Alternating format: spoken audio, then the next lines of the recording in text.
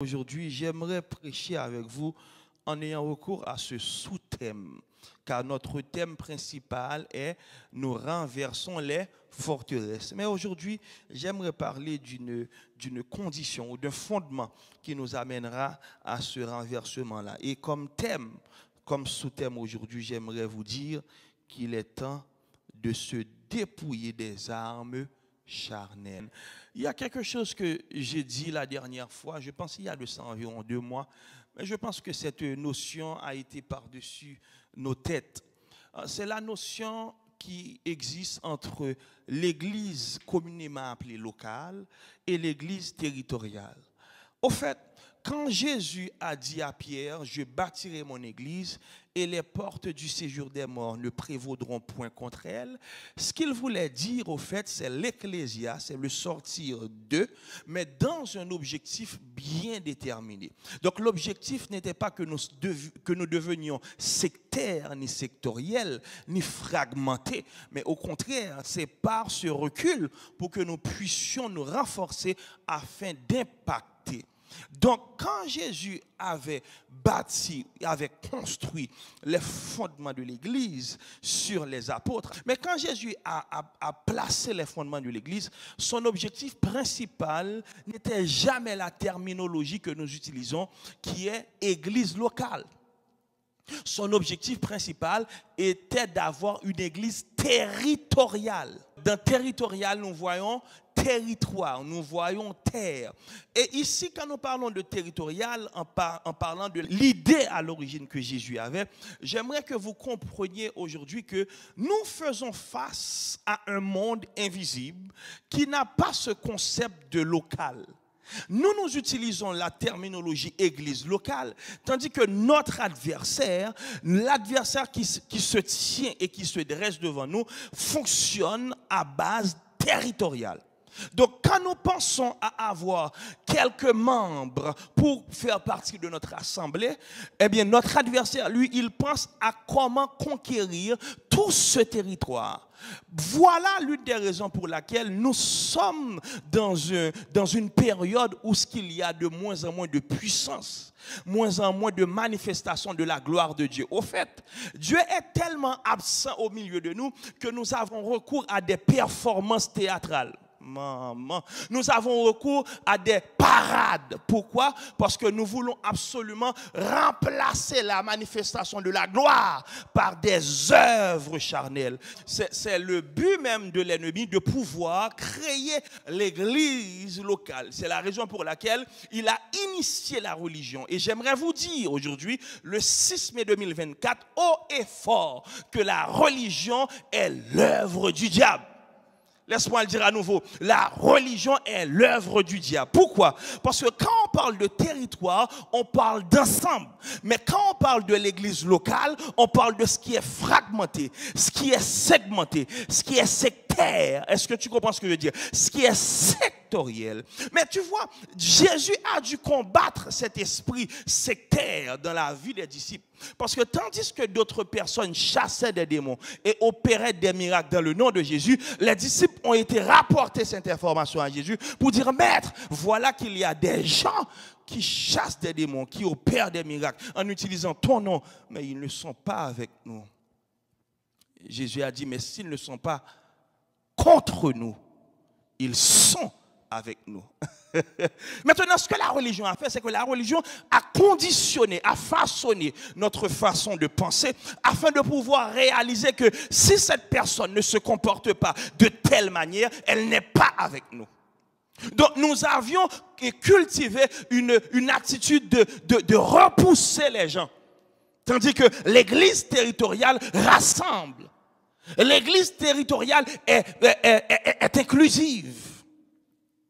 L'église locale nous fait comprendre que si la personne ne s'habille pas de telle manière, elle est contre nous. Or, Dieu a utilisé par le Saint-Esprit les lèvres de son serviteur apôtre Pierre dans Actes 4, verset 12 pour dire « Il n'y a de salut en aucun autre ». Il n'y a sous le ciel aucun autre nom, tu vois. Il n'a pas dit aucun autre mouvement. Il n'a pas dit aucune autre religion. Il n'a pas dit aucune autre idéologie. Il a dit il n'y a sous le ciel aucun autre nom qui n'a été donné parmi les hommes, par lequel nous devons être sauvés, à savoir le nom de Jésus. Le salut n'est pas dans une religion. C'est comme si très souvent, nous avons des gens qui se positionnent comme des garants de la religiosité. L'esprit de la religion crée l'esprit du fanatisme. L'esprit de la religion crée l'esprit, ce que j'appelle pampibon. L'esprit de la religion crée l'esprit de rivalité. L'église de Corinthe avait hérité de ces mauvaises manières-là. Parce que l'un disait, je suis de Paul. Et l'autre disait, moi d'Apollos. Et l'autre disait, et moi de Céphas. Et moi de Christ. Tu vois, c'est l'esprit de la division. L'esprit qui sépare. Et l'apôtre Paul va dire dans 1 Corinthiens, 1er verset 13, Christ est-il divisé? Paul a-t-il été crucifié pour vous? Je sais que dans notre communauté, nous avons tendance à marcher derrière un homme. Mais est-ce que l'homme a été crucifié pour vous? Et c'est la raison pour laquelle très souvent, vous allez entendre des slogans populaires venant de la bouche des chrétiens. Bon Dieu a passé avec. Bon Dieu a volé avec. Et puis tout le monde utilise le même slogan. Mais est-ce que tu connais le fondement de ce slogan? Parce que pasteur Intel l'avait dit, ça doit être populaire. Pasteur Intel, a-t-il été crucifié pour toi? Alors, apôtre Paul dit à l'église de Corinthe qu'il est important, malgré l'excellence de leurs dons, de se dépouiller de ce vêtement charnellement. Tu as un don, c'est vrai, mais tu l'utilises avec charnalité. Tu parles en d'autres langues, c'est vrai, mais c'est pour démontrer ta spiritualité. Tu as le don de guérison, c'est vrai, mais c'est pour démontrer ta supériorité. Aujourd'hui, l'Éternel m'a oint pour te dire que si tu n'es pas dans l'humilité, si tu n'es pas dans la charité, tu es comme une cymbale qui résonne. Maman, aujourd'hui nous n'avons pas besoin d'une église qui parle, mais nous voulons voir la démonstration de l'amour de Jésus, parce que les âmes avec lesquelles nous combattons ne sont pas charnelles. Nous ne pouvons pas combattre avec la jalousie, nous ne pouvons pas combattre avec les rancunes, nous ne pouvons pas combattre avec le manque de pardon. Tu ne peux pas accéder au tribunal invisible en ayant des gens sur ton cœur. Car si tu veux que ta prière soit accédée, soit montée vers les cieux, tu dois te dépouiller de ces armes charnellement. Esprit de division charnel, esprit de partisanerie charnel. L'héritage de la religion qui est l'œuvre du diable est ancré dans le fanatisme, dans le radicalisme, dans l'extrémisme. Tu vois ce que je veux dire? Pourquoi? Parce que la personne ressent la nécessité de dire, moi je suis de tel, moi je suis de telle autre personne. Mais aujourd'hui, Dieu nous appelle à l'unité. Maman, c'est le temps de mettre de côté tous ces vêtements à caractère charnel, mais de nous embrasser des vêtements de l'esprit en entrant par l'unité. Créons ensemble l'unité. Et je termine ici. J'ai été prêché au Gonaïve en 2019 et étant sous l'inspiration du Saint-Esprit, le thème que Dieu m'avait donné est le suivant. Na an met pied sous couille. Ce service se déroulait où? Au Gonaïve. Au Gonaïve sur la place Saint-Charles. Selon ce que j'avais entendu en 2019, jusqu'à cet événement-là, il n'y avait point eu d'événement à caractère évangélique. Car c'était la place en face de l'église catholique mystiquement tracée où ce que les chefs de l'État venaient pour renouveler leur alliance mystique chaque 1er janvier. Et voilà, Dieu veut m'utiliser en me donnant cette lourde parole. Et je me rappelle, comme si c'était hier, après avoir délivré le message du Seigneur, j'étais fatigué, j'avais faim. Vers 2 heures, j'ai été emporté par un petit sommeil. Et le Saint-Esprit a profité de ce sommeil pour transporter mon esprit comme il l'a fait pour Ézéchiel. Il m'a amené quelque part dans le monde invisible où ce que j'ai vu un géant.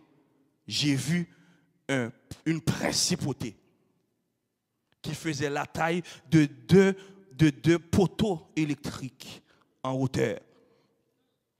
Et j'ai vu qu'il y avait un lac qui nous séparait.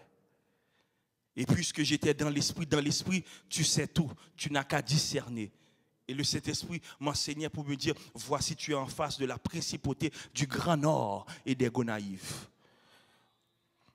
Et dans mon zèle pour le Seigneur et dans cette sainte colère, j'ai voulu attaquer cette principauté et j'allais me rendre vers lui parce que je pouvais sauter pour me rendre vers lui. Et le Saint-Esprit m'a retenu.